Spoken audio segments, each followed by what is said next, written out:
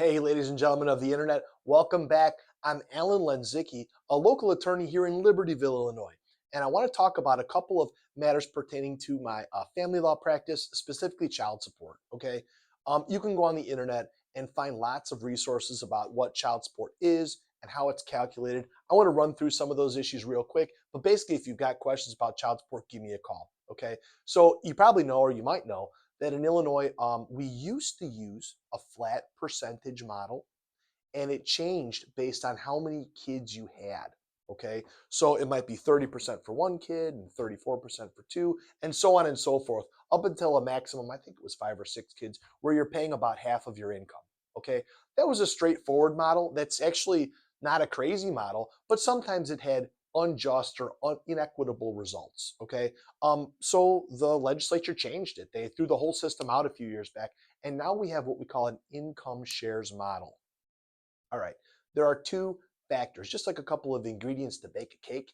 There's two ingredients basically to this analysis. And I should tell you, if you're interested in this, you can always go to the Illinois Child Support Estimator, and it's on the website for the Illinois Department of Health and Family Services. So you can play with that child support estimator, play with its fields, and figure out what fits your exact circumstances. Or call me, whatever, I'm happy to talk to you about it.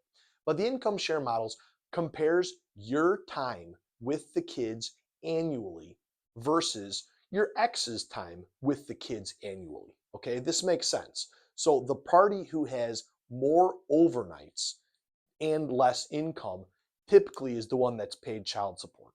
Okay, if you have a ton of overnights and a super high income, it's possible, especially if your income is super high vis-a-vis your ex, it's possible that you could give your ex a few bucks. But usually what happens is the children live with one party and they, let's say, have 225 overnights with mom. Okay.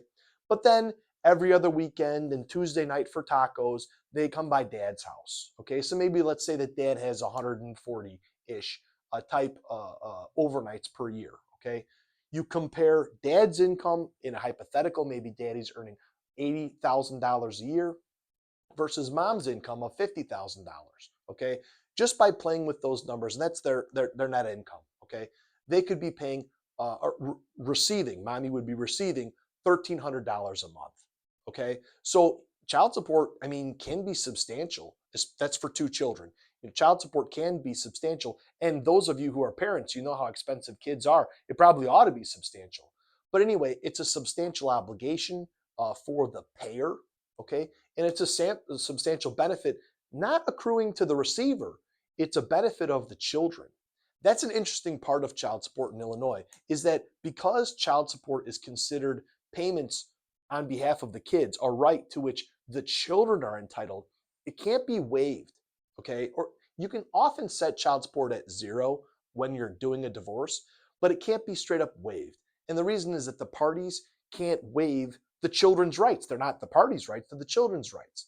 Anyway, it's an interesting issue. Give me a call if you want to talk about it. I've been Alan Lenczycki. Have a great day.